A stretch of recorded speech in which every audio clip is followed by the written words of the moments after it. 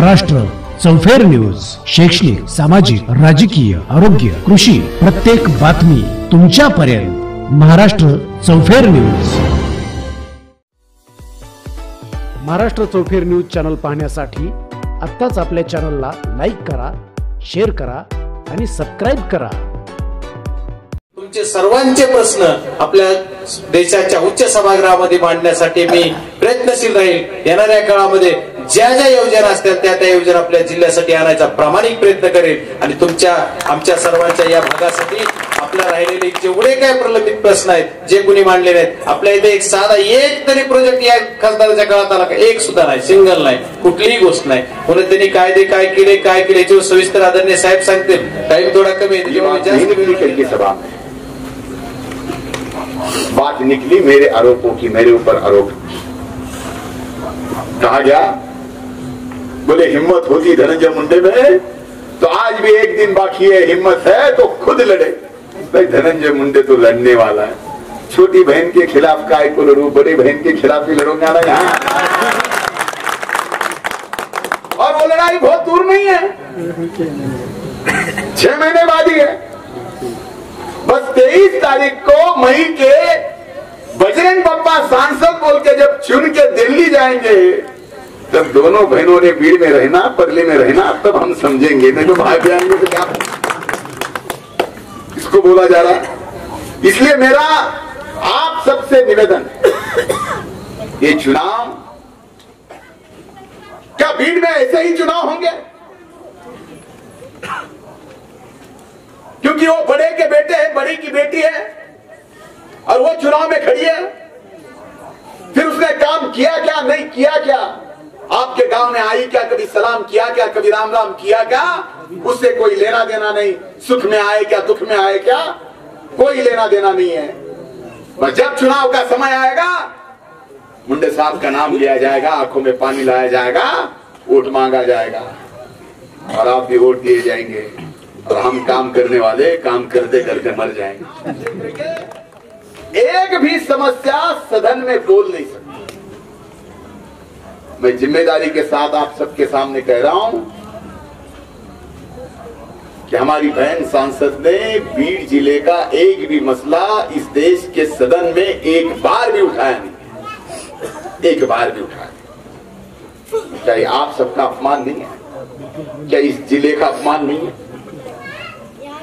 आज इनको किस लिए विदेश में भी उनका नाम आ गया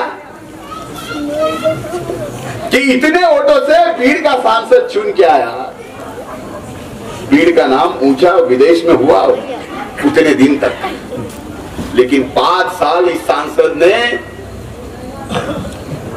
इस तरीके से काम किया है कि आज देश के अंदर जब सारे सांसदों का रिकॉर्ड सामने आता है तो अपने भीड़ का सांसद नीचे से पहले नंबर पे.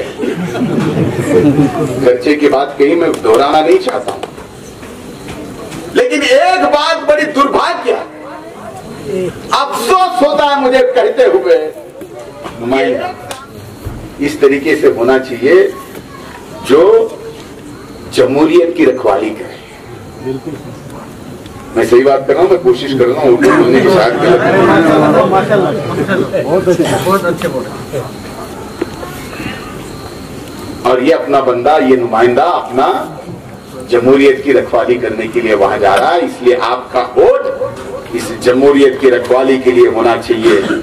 आपका वोट हुकूमत करने वाले के ऊपर नहीं जाना चाहिए. आज मैं आपसे एक वादा, मतदार संघ का चुनाव लगा, हवा जैसे चलने लगी तब बीजेपी की तरफ से कुछ अखबारों में, सोशल मीडिया पे ये कहा गया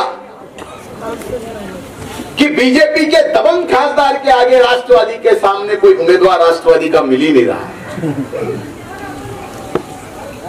भाई आपका खासदार अगर दबंग है तो हमारे पास भी बजरंग है. याबा का डायलॉग है हमारे.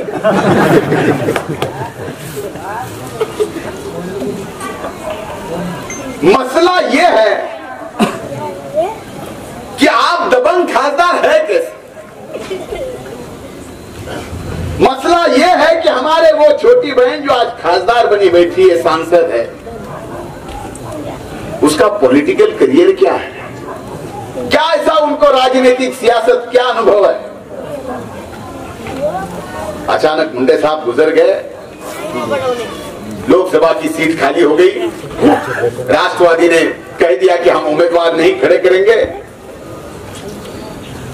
फिर छोटी बहन संसद के चुनाव में उतर गई। वो चुनाव नहीं था, क्योंकि राष्ट्रवादी का उम्मीदवार ही नहीं था। तक चलेगा क्या? इस बीड जिले के चुनाव में कभी भी विकास के मुद्दे पे चुनाव होगा? 5 साल का हिसाब हमारी 2 बहनों को कोई नहीं पूछेगा? क्या देना चाहिए था इस बीड जिले की आवाम ने? उनको क्या देना चाहिए? सब कुछ तो दिया था। एक बहन हमारी सांसद थी, एक बहन हमारी विधायक थी, वही बहन हमारी राज्य मंत्रिमंडल में मंत्री है। और कभी कभी वो खुद ही कहती है कि मैं तो महाराष्ट्र के आवाम के मन के मंदिर की मुख्यमंत्री हूं। जिला परिषद उनकी है, जिला बैंक उनकी है, वैद्यनाथ बैंक उनकी है, वैद्यनाथ कारखाना उनका। ऐसा बीड जिला के जनता ने क्या रखा है उनको देने के लिए? सबको तो उनके पास ही है, उनको सब कुछ दिया। देश की सत्ता दी, राज्य की सत्ता दी।